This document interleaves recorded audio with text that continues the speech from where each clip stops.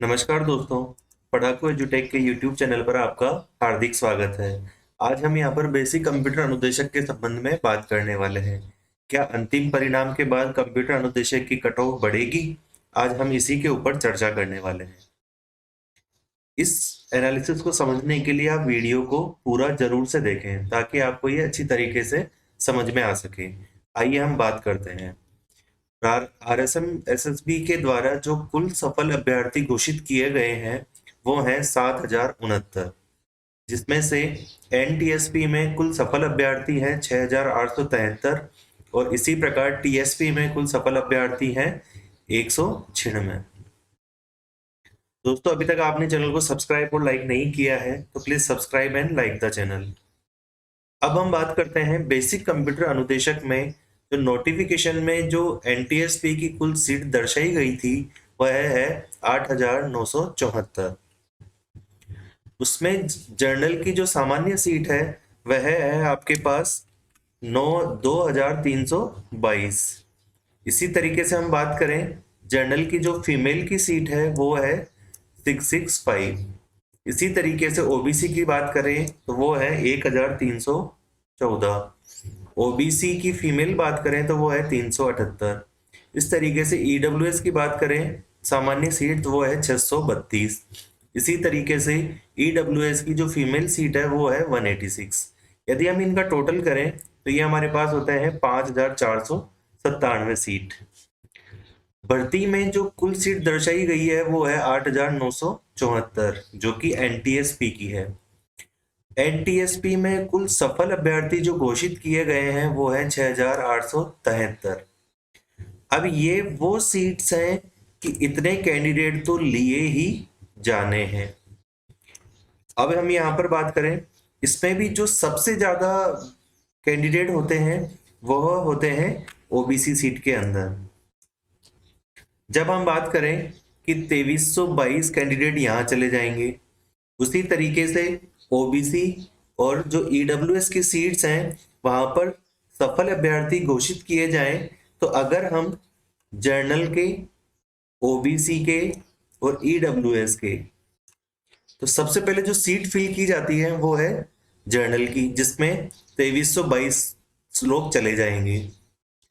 इसके बाद सबसे ज्यादा जर्नल के अंदर भी जो सबसे ज्यादा कैंडिडेट होते हैं वो ओबीसी के ही होते हैं, तो 2322 लोग तो यहाँ चले गए। इसके बाद जिनका सिलेक्शन जनरल सीट में नहीं होगा उसके बाद वो अपनी अपनी कैटेगरी में जाएंगे। ओबीसी वाला कैंडिडेट ओबीसी में, ईडब्ल्यूएस वाला कैंडिडेट ईडब्ल्यूएस में, एमबीसी वाला कैंडिडेट एमबीसी में, एसटी वाला कैंडिडेट एसटी में, एसटी वाला कैंडिडेट एसटी के अंदर, तो वह सभी अपने अपने वर्ग की सीटों में चले जाएंगे।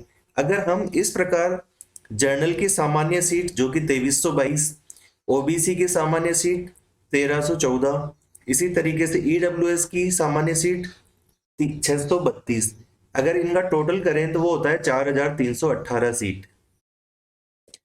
तो इस प्रकार जो कैंडिडेट हैं वो अपनी अपनी जर्नल की सामान्य सीट पर जाने के बाद जो कैंडिडेट बचते हैं वो अपनी अपनी कैटेगरी में जाएंगे। तो कुल अभ्यर्थी ही जो पास किए गए हैं वो है 6,873, जिसमें से 5,497 कैंडिडेट तो अपनी अपनी वर्ग की सीटों में और सामान्य सीटों में ही चले जाएंगे। अब 1368 में से जब 5,497 कैंडिडेट चले जाएंगे तो 1,376 कैंडिडेट बचते हैं।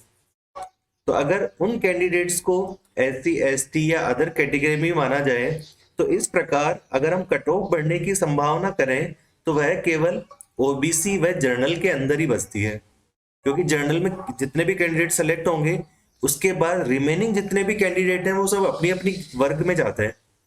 तो इसलिए एक तो सबसे ज्यादा संभावना जो कट ऑफ मार्क्स बढ़ने की है वह है एक तो ओबीसी की, क्योंकि ओबीसी के कैंडिडेट सबसे ज्यादा होते हैं। उसके बाद जो संभावना है वो है जर्नल कैंडिडेट की।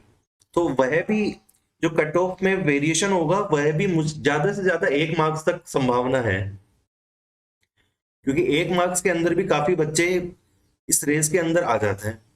तो वैसे ही कट ऑफ मिनिमम मार्क्स पर गई है। तो सीटें पहले से ही खाली पड़ी हैं। तो इस तरीके से जो कट ऑफ में जो वेरिएशन की जो संभावना है वह केवल जर्नल और ओबीसी कैंडिडेट्स में ही सबसे ज्यादा है, और वह भी मेरे अनुसार ज्यादा से ज्यादा 1 नंबर तक बढ़ सकता है। दोस्तों, अभी तक आपने चैनल को सब्सक्राइब और लाइक नहीं किया है तो please subscribe and like the channel, ताकि आपको इसी तरीके की और अपडेट्स मिलती रहें। धन्यवाद दोस्तों।